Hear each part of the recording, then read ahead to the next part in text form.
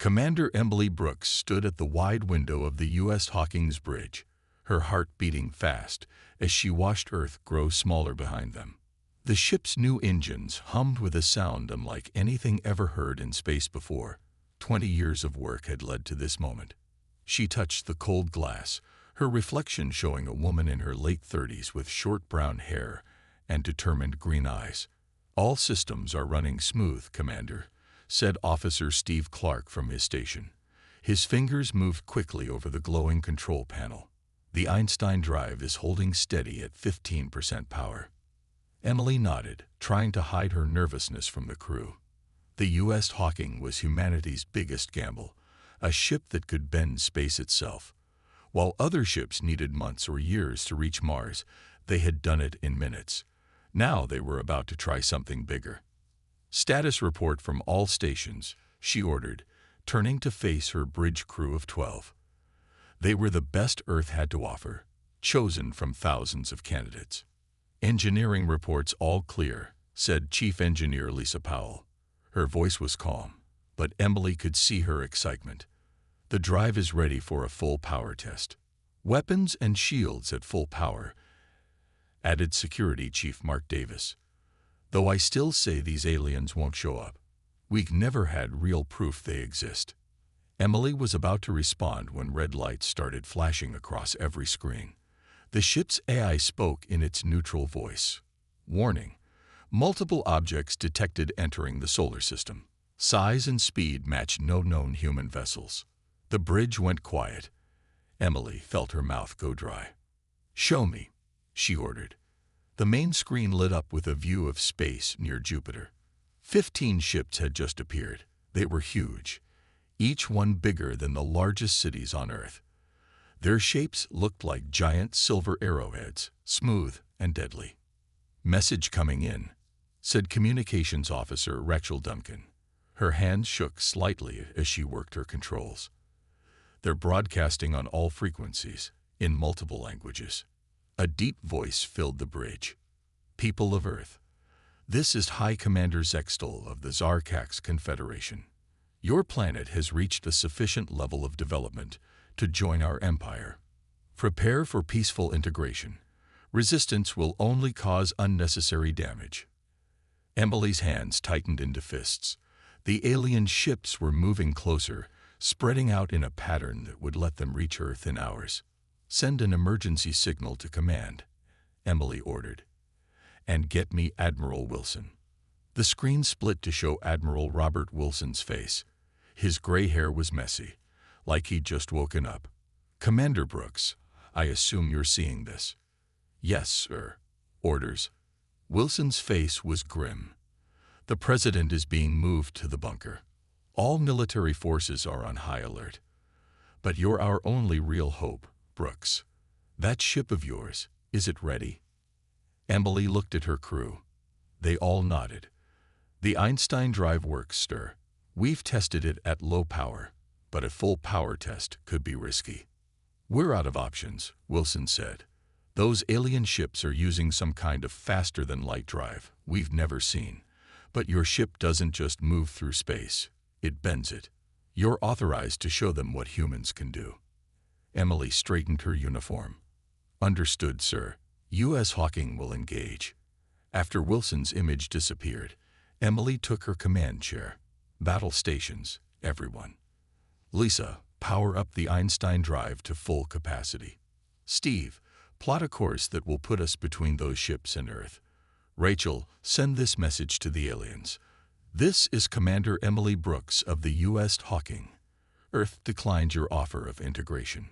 The bridge crew moved with purpose now, fear replaced by determination. The ship's engines changed their tone, humming deeper as power built up in the Einstein drive. On the screen, the alien ships kept coming. They were probably laughing at the single small Earth ship moving to meet them. They had no idea what was about to happen. Emily watched the power readings climb. In a few minutes, they would show these aliens why it was a mistake to underestimate humans. Her ship was about to do something that would change the galaxy forever, bend the very fabric of space and time itself. Einstein drive at 95% power, Lisa reported. "Ready on your command." Emily took a deep breath. "Let's show them what impossible really means." Admiral Robert Wilson stood in Earth's main defense center, watching 15 massive alien ships approach on the giant screen. Around him, military officers from every nation rushed between monitoring stations. The room buzzed with worried voices speaking dozens of languages. "They're sending another message," said General Susan Parker, her face lit by computer screens. The alien commander's voice filled the room again. "Your silence is not wise. The Zarx Confederation rules 10,000 worlds. Your weapons cannot harm our ships. You have 1 Earth hour to surrender." Wilson picked up his phone and called the president. "They're not bluffing about their powers, sir. Our scans show their smallest ship could probably destroy half a continent." "Can Brooks and the Hawking really stop them?" the president asked. "We're about to find out," Wilson answered, watching the U.S. Hawking move into position. On the alien command ship, High Commander Zextal studied the tiny human vessel with his 4 eyes. His gray-scaled skin wrinkled in amusement as he turned to his second-in-command. "Look at their primitive ship," Zextal said. "Their hull is made of common metals. They still use chemical rockets for movement. Even their nuclear power is basic." "Should we destroy it?" his second-in-command asked. "It would show Earth our power." "No. Let them see how useless their resistance is. Scan their ship. Let them know how far behind they are." The alien scan beams hit the U.S. Hawking. Inside the Earth ship, Emily Brooks smiled. "They took the bait," she said to her crew. "They're so busy looking at our outer hull, they haven't noticed the Einstein drive." Lisa Powell worked at her engineering station. "Drive is stable at full power, Commander. The spacefold calculations are ready." Emily opened a channel to Earth Command. "Admiral Wilson, requesting permission to show the aliens what we can do." Wilson's voice was firm. "Permission granted. Good hunting, Commander Brooks." Emily stood up and straightened her uniform. "Send this message to all alien ships. This is your last warning. Leave Earth space now." The alien commander's laugh boomed through their speakers. "Your bravery is amusing, tiny human ship. But bravery without power is meaningless.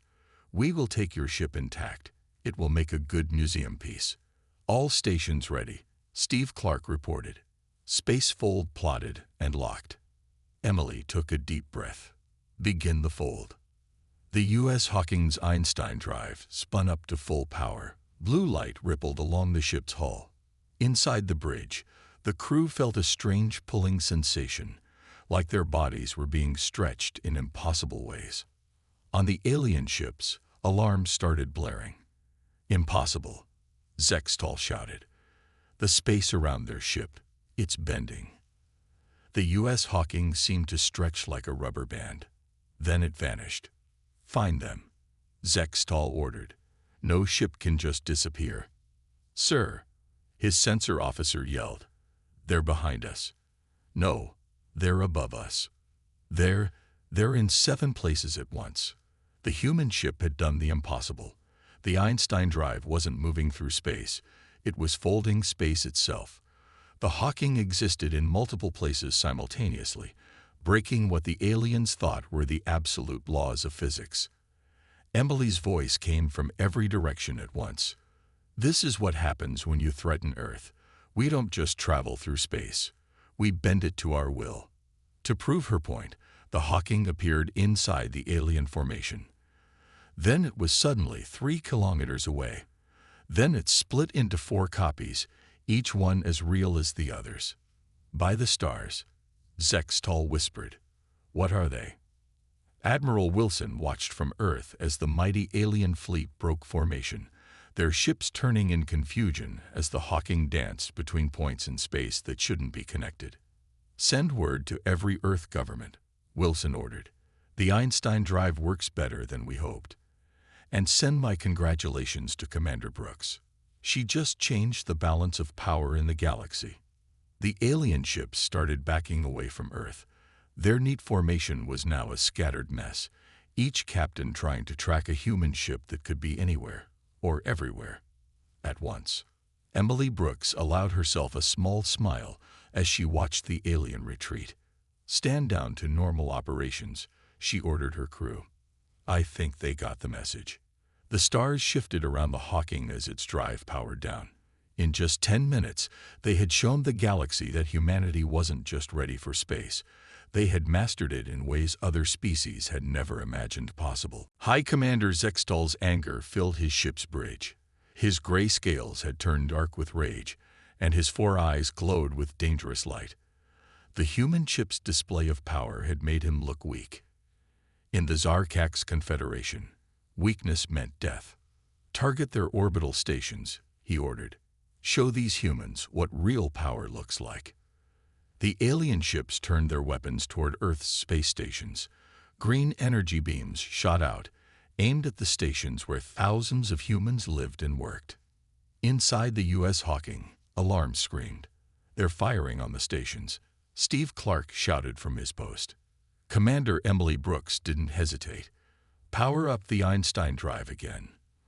"Lisa, can we make more space folds than before?" Chief Engineer Lisa Powell's fingers flew over her controls. "Yes, but it's risky. Too many folds could tear the ship apart." "Better than watching those stations die," Emily said. She opened a channel to all Earth stations. "This is Commander Brooks. Help is coming. Hold on." The Hawking's engines roared to life. Blue light rippled across its hull as the Einstein drive activated. This time, Emily could feel the ship straining as they pushed it harder than ever before. "Beginning spacefold," Lisa announced. "God help us." The Hawking didn't just fold space this time. It shattered it. The ship appeared in 30 places at once, making a barrier between the alien beams and Earth's stations. In each location, the ship's shields absorbed the deadly green energy.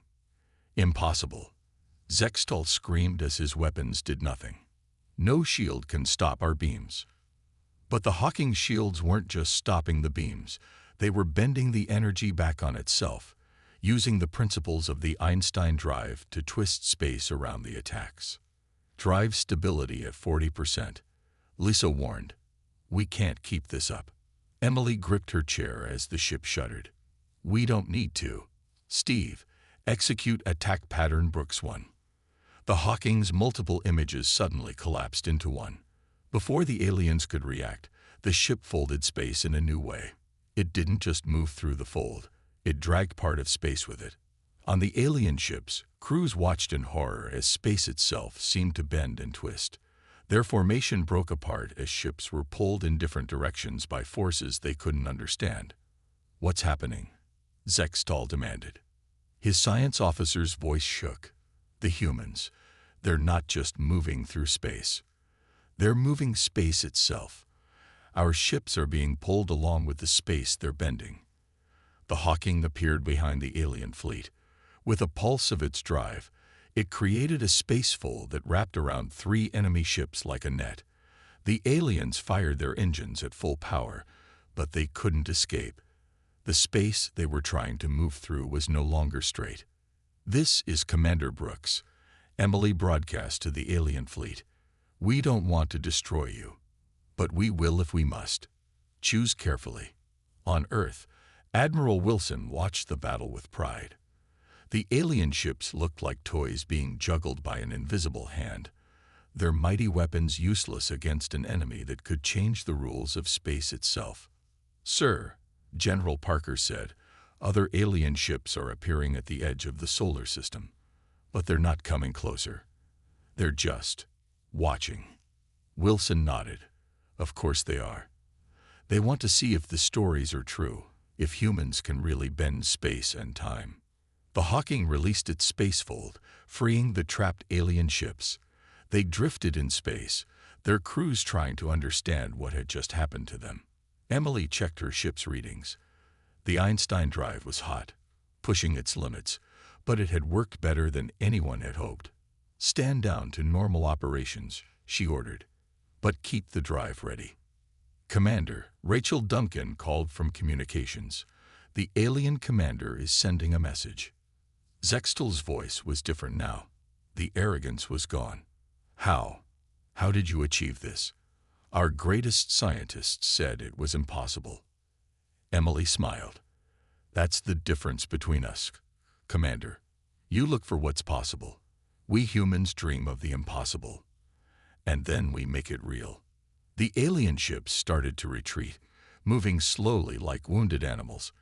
Behind them, the U.S. Hawking floated quietly, its hull still glowing faintly blue. In just one short battle, humanity had shown the galaxy that they weren't just ready to join the interstellar community. They were ready to reshape it. Dr. Kevin Martinez sat in his lab at the Earth Defense Research Center, watching alien ships appear and disappear at the edges of Earth's solar system. Each ship was different. Some were crystal-like, others looked like giant sea creatures, and a few were just balls of light. They all had one thing in common: none dared to come closer than Neptune's orbit. "That's the 5th alien fleet this week," said his assistant, watching the screens. "They're like kids peeking through a window." Kevin nodded, running his hand through his messy black hair. As the lead scientist behind the Einstein drive, he understood their fear and curiosity. His computer beeped with another message from an alien science academy, the 10th today. "They all want to know how we did it," he said, deleting the message without reading it. "But they're asking the wrong questions." The door opened, and Lieutenant Amy Foster walked in. Her uniform was crisp, and her face was serious. "Dr. Martinez, we have a problem. Our security systems caught 3 different alien attempts to hack our databases today. Let me guess, the Zarx. One of them. The others were from the Meridian Alliance and something calling itself the Vega Collective." Amy put a tablet on his desk. "They're getting desperate to understand the Einstein drive."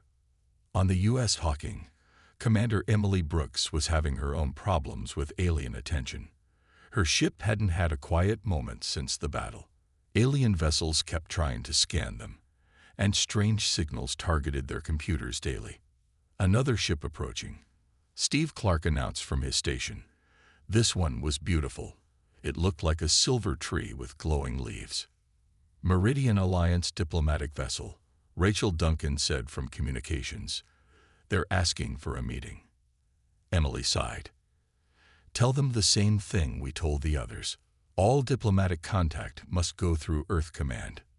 The alien ship sent back a message anyway. "Please, Commander Brooks, we only wish to understand.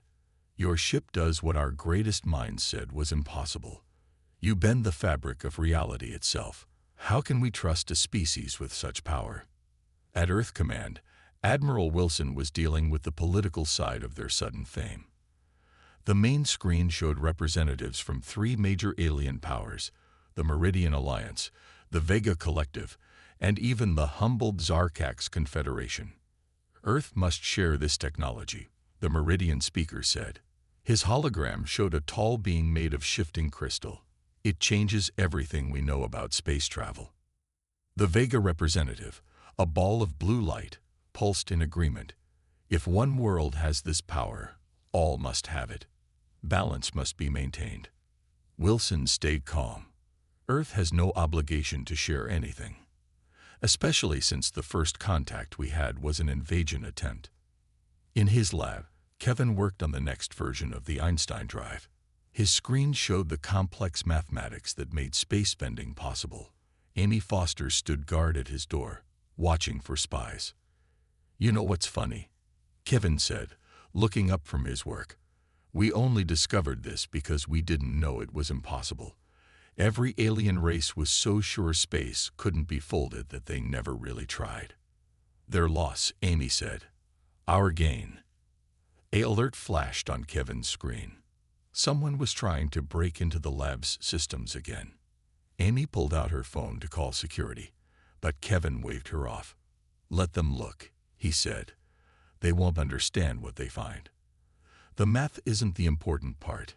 It's the way we think about space itself. We see it like a piece of paper that can be folded. They see it like a stone that can't be changed." On the Hawking, Emily watched more alien ships appear at the edge of the solar system. Some were hiding behind planets, trying to study her ship. Others made no effort to hide, broadcasting messages asking for information.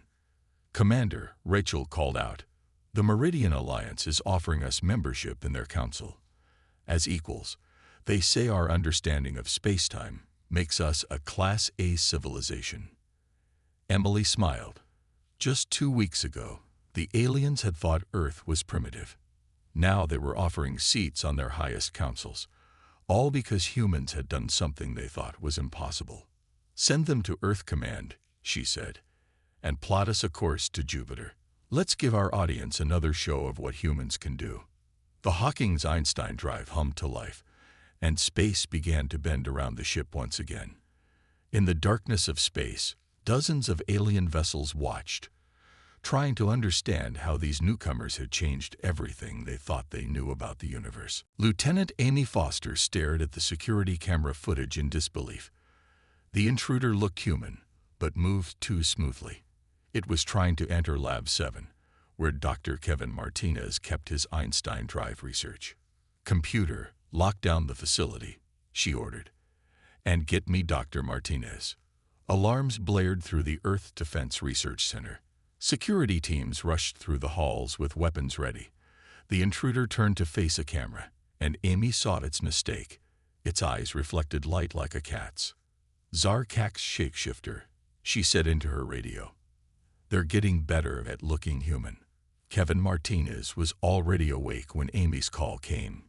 He hadn't slept much since they proved space could be folded. Now, watching the security feed on his phone, he understood why his mother had always said success brought its own problems. "How many got in?" he asked Amy. "Just one that we've spotted. But if they can look this human, there could be more," Kevin finished. "I'll check the labs personally. No one touches those drives." Above Earth, the U.S. Hawking was now one of 5 ships with the Einstein drive. Each new ship made the alien watchers more nervous. Commander Emily Brooks watched on her screens as 2 more alien fleets appeared near Saturn. "The Meridian Alliance is back," Steve Clark reported. "And those light ball ships from the Vega Collective." Emily nodded. The aliens were taking turns watching Earth now, trying to learn their secrets. But today felt different. The alien ships were moving in unusual patterns. Commander Rachel Duncan called from communications. "We're picking up strange energy readings from the Meridian ships. They're trying some kind of long-range scan." "They're getting bolder," Emily said. She opened a channel to Earth Command. "Admiral Wilson, the aliens are done just watching. They're actively probing now." In his office, Admiral Wilson looked tired. On his desk, reports showed 15 attempted break-ins at research facilities in the past week. 3 alien spy ships had been caught near Mars. And now this. "The President is meeting with the Meridian Alliance today," he told Emily. "They're offering to share all their technology if we'll share the Einstein drive." The Vega Collective offered the same deal yesterday. "They're desperate," Emily said. "And desperate aliens make dangerous choices." She was right. At that moment, in Lab 7, Kevin and Amy found something that proved it. Hidden in a corner of the lab was a tiny device, no bigger than a coin. It was broadcasting everything it saw back to a Zarx ship. "They've been watching us work," Kevin said, carefully putting the device in a sealed box. "But they still don't understand." Amy checked her tablet. "We're finding these devices everywhere now. The Meridians, the Vega, the Zarx, they're all trying to steal the drive's secrets." Kevin smiled. "Let them watch. The math isn't the secret. It's how we think about space itself. You can't steal a way of thinking." On the Hawking, Emily was about to learn how far the aliens would go. A Meridian ship suddenly broke formation, racing toward Earth at full speed. "They're making a run for the research center," Steve shouted. Emily didn't hesitate. "Power up the Einstein drive. Show them why that's a bad idea." The Hawking's drive hummed to life. Space bent around them. And suddenly, they were everywhere at once. The Meridian ship found itself surrounded by 5 copies of the Earth ship, each one as real as the others. "This is your only warning," Emily broadcast. "Turn back now." The Meridian ship stopped. Behind it, the other alien vessels backed away. They had hoped Earth's space bending was a trick, something they could copy. Now they knew better. In his lab, Kevin watched the confrontation on his screens. "They still don't get it," he said to Amy. "They think the Einstein drive is just advanced technology. But it's more than that. It's humanity's gift to the universe. Proof that impossible is just another word for hasn't been done yet." Amy nodded, watching more security teams sweep the building. "Think they'll ever stop trying to steal it?" "No," Kevin said. "But maybe someday they'll learn to think like we do. To see space as something that can be folded, time as something that can be bent. Until then, we stay alert," Amy finished. Outside the lab windows, Earth's first fleet of space-bending ships took formation, ready to protect their world from those who would steal its greatest discovery. Captain Daniel Wright of the U.S. Einstein stood in the great meeting hall of the Meridian Alliance. The room was filled with representatives from 50 alien species. Some floated in anti-gravity fields, others stood on mechanical legs, and a few existed as pure energy. All of them watched him with their various forms of eyes and sensors. "Thank you for coming," Daniel said. He was chosen for this mission because he could explain complex things simply. "Earth is ready to answer your questions about the Einstein drive." The crystal being floated forward. "We have only one question, Captain Wright. How did humans discover what every species in the galaxy thought impossible?" Daniel touched a control on his wrist. A hologram appeared, showing the history of human spaceflight. "To answer that, I need to tell you about human dreams." In orbit above the alien world, Commander Emily Brooks watched from the U.S. Hawking. Her ship had brought Daniel here, using its Einstein drive to show that Earth trusted these aliens enough to reveal their greatest secret. "They're broadcasting the meeting to every world in known space," Rachel Duncan reported from her station. "Even the Zarx are watching." On Earth, Dr. Kevin Martinez and Lieutenant Amy Foster sat in the control room, watching the broadcast. Kevin had helped Daniel prepare for this meeting. Now everything depended on how well the captain could explain humanity's greatest discovery. For thousands of years, Daniel told the aliens, humans looked up at the stars and said, "We will reach them someday." When we didn't have the technology, we wrote stories about it. We imagined ways to fold space, to bend time, to jump between stars. He showed them old books and movies, stories about space travel written long before humans left Earth. The aliens watched in silence. "We didn't know it was impossible to bend space," Daniel continued. "So we kept trying. We did the math again and again, looking for ways to make our dreams real." A Vega collective light being pulsed with question marks. "But our scientists proved space cannot be folded. The math says it is impossible." Daniel smiled. "Your math said it was impossible because you started with that belief. We started by believing it was possible, then found math to prove it." The room got very quiet. The aliens looked at each other, their various faces and forms showing surprise and understanding. "You mean," the crystal being said slowly, "we never discovered space bending because we decided too early that it could not be done." "Exactly," Daniel said. "You limited yourselves. When your first calculations said it was impossible, you stopped trying. Humans kept trying because we didn't know we should stop." In the Hawking, Emily watched the aliens' reactions on her screens. Some looked angry, others looked sad. Many were doing calculations on their own devices, finally seeing the mistakes in their thinking. "They're running scans again," Steve Clark reported from his station. "But different this time. They're not trying to steal our secrets. They're checking their own old math." Kevin watched from Earth, smiling as he saw understanding spread through the alien crowd. "They're finally getting it," he said to Amy. "It's not about the technology. It's about believing something is possible." A new alien stepped forward in the meeting hall. A Zarx. "We have lived in space for 1,000,000 years," it said. "We thought we knew everything. But humans taught us we were wrong." Daniel nodded. "That's humanity's gift to the galaxy. We don't accept impossible. We challenge it. We keep trying until we find a way." The crystal being moved to the center of the room. "The Meridian Alliance has made a decision. We will no longer try to steal Earth's technology. Instead, we ask Earth to teach us how to think differently."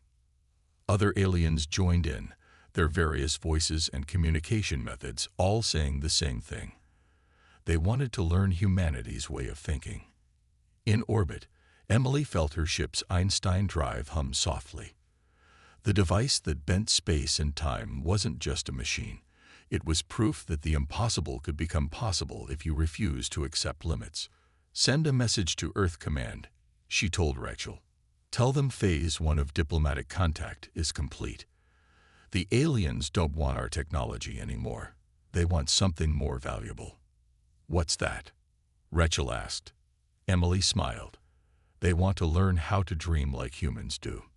In the meeting hall, Daniel Wright looked at the gathered aliens and saw the future, not just of Earth, but of all intelligent life. Together, they would discover new impossibilities to overcome. Captain Emily Brooks, newly promoted, stood on the bridge of the U.S. Hawking, watching Earth's first graduating class of alien students leave the solar system. Their ship's old designs, now fitted with Einstein drives, moved through folded space as smoothly as any human vessel. "Who would have thought?" Steve Clark said from his station. "A year ago, they wanted to conquer us. Now they're our students." Emily smiled, remembering the frightened alien fleet that had first entered Earth's space. Now, Earth had treaties with 27 alien civilizations, not for protection, but for teaching. "Message from the Meridian ship," Rachel Duncan announced. "They say thank you. Their crew finally understands how to think beyond the impossible."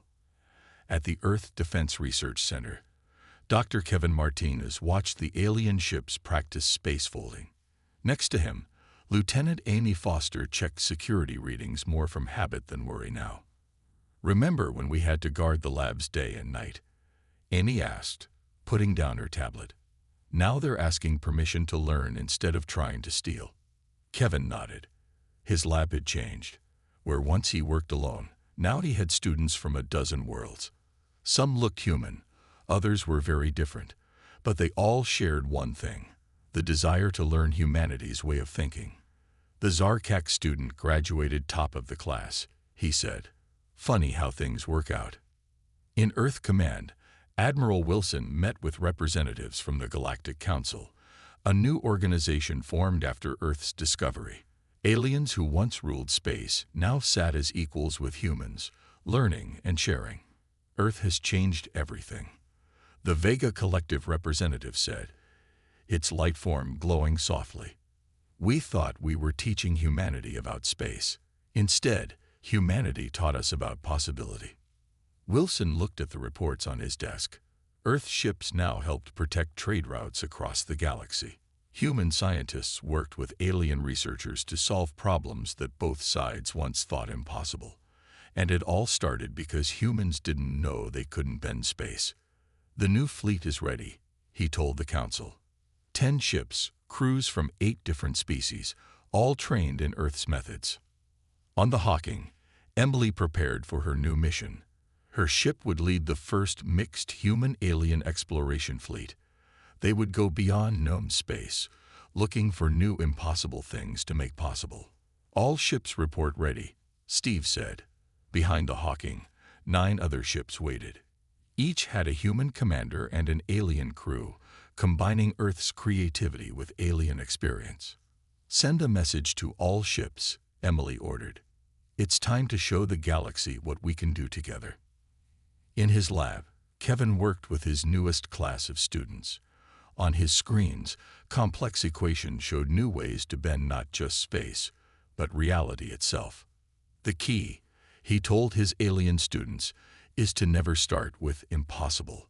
Start with how can we make this work? That's the human way." Amy watched from her post, no longer needing to guard against spies. The aliens in the lab worked eagerly, their different forms and minds all focused on learning to think in new ways. "Security report," she said to Kevin. "All 17 research centers report normal operations.